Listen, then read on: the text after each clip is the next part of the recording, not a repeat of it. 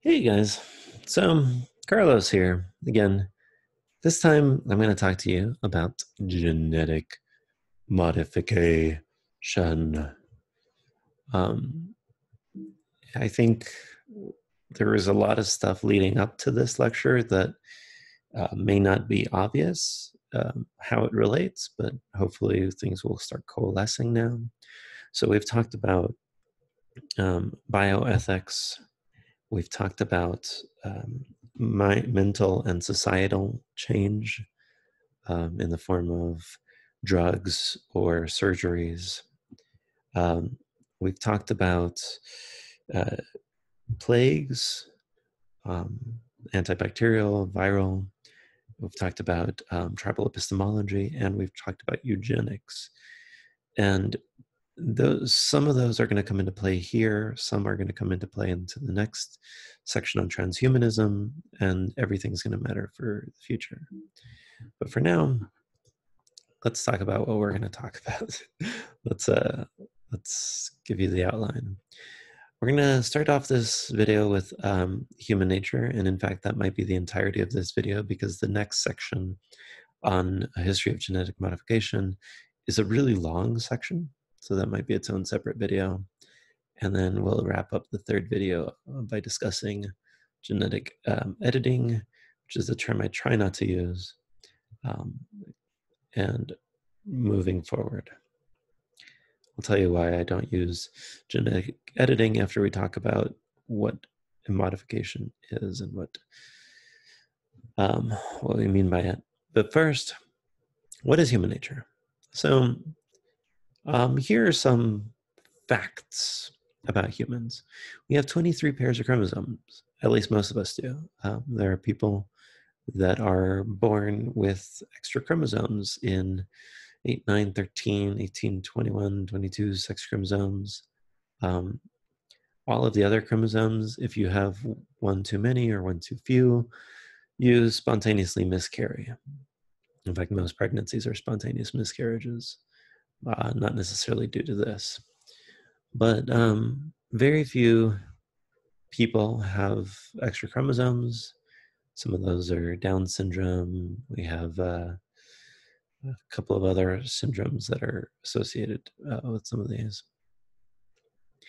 Humans have a huge genetic similarity, right? We're 99.5% genetically identical, and that's largely because a long time ago, when we were coming out of Africa, actually when we were still in Africa as humans, there was what geneticists call a population bottleneck. And what that means is that there were very few ancestors, and we're all descended from them. So we're all closer cousins than many other species.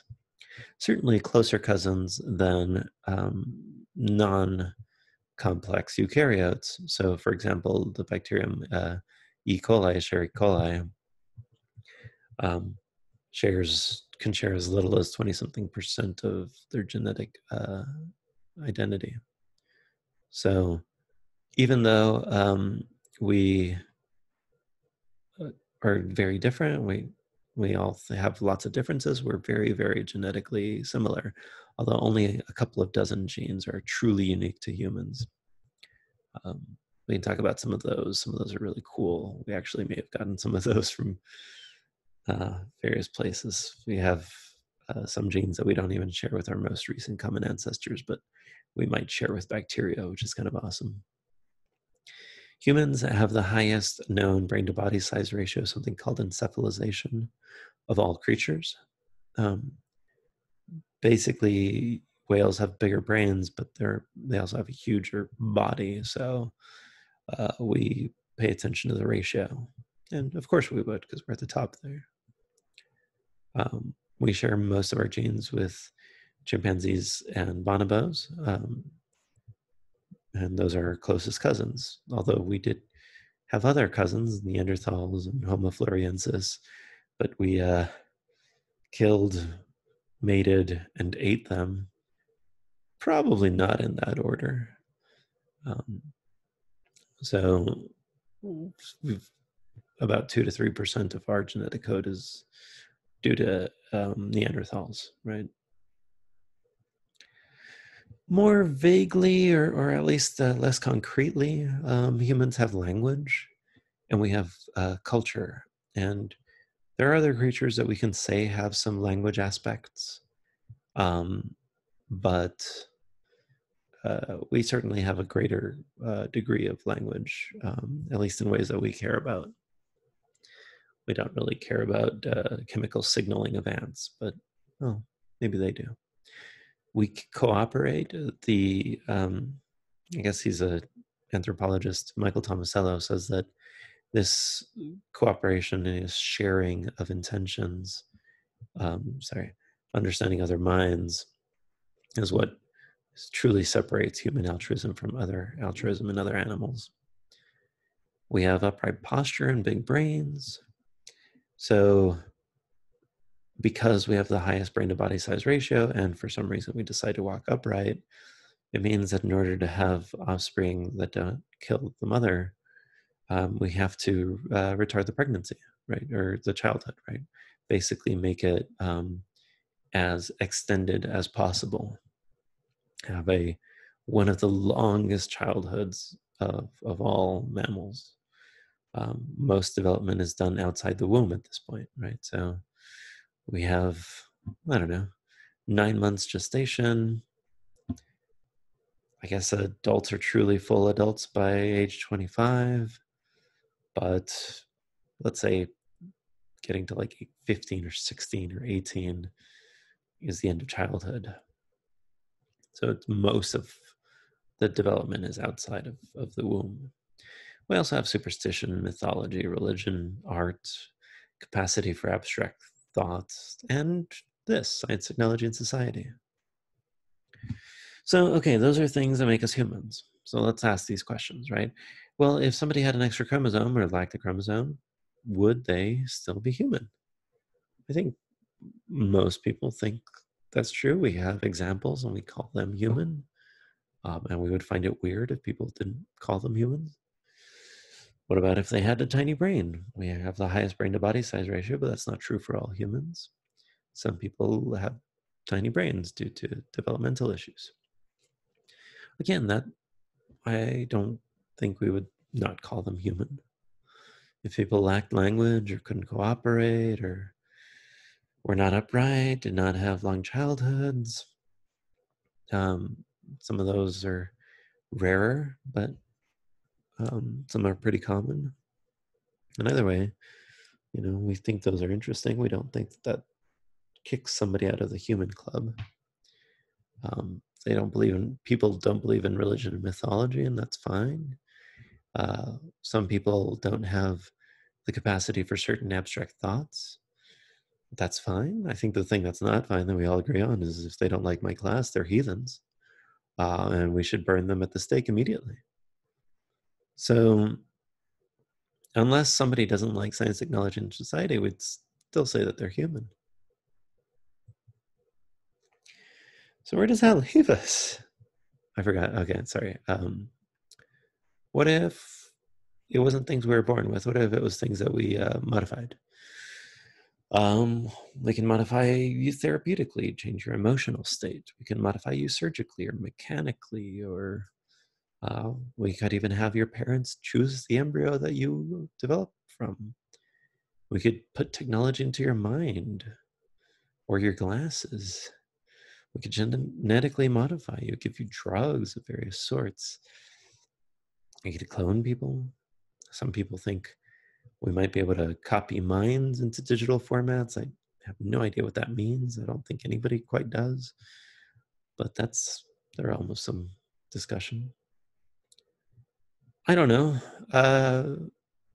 These are hard questions. And when I think about hard questions, I think about the discipline that has spent all of its history studying the hardest questions, the questions that, like, even framing them is a task.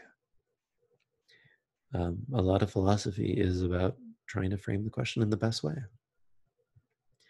So there's all of these concepts from philosophy, right? Plato worried about the form of the good, the true, and the beautiful. He had these virtues that he cared about: justice, temperance, courage, prudence. Aristotle had a bunch of other categories. Substance, quantity, quality. I think there's just one more. um, I'm not an Aristotelian scholar, obviously.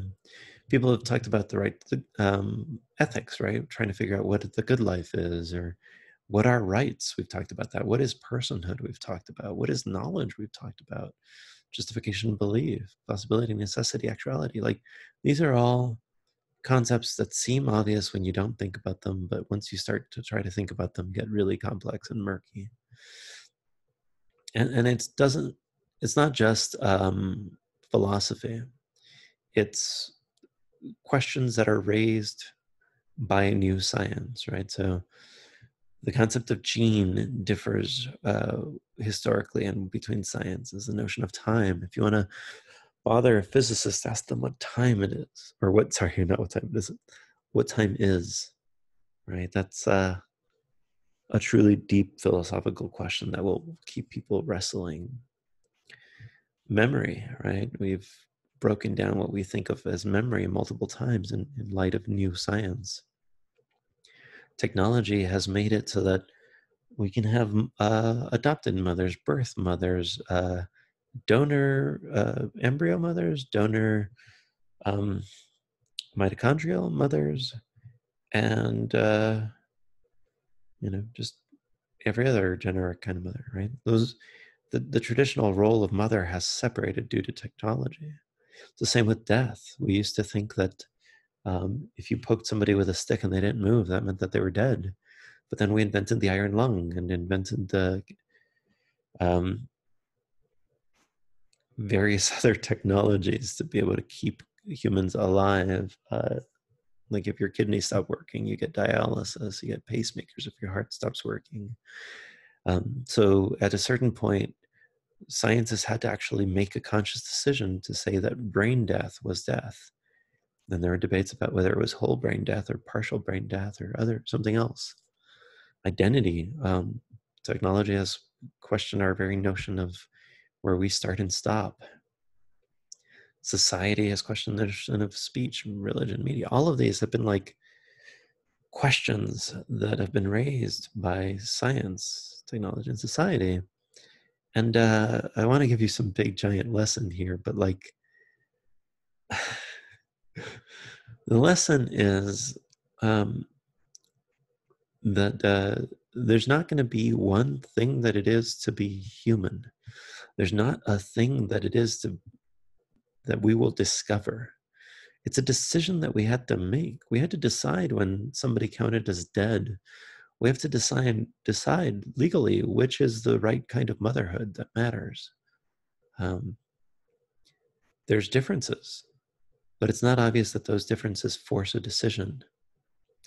And so what it is to be human, I think, is just a question you've got to keep in your head. You don't get an answer.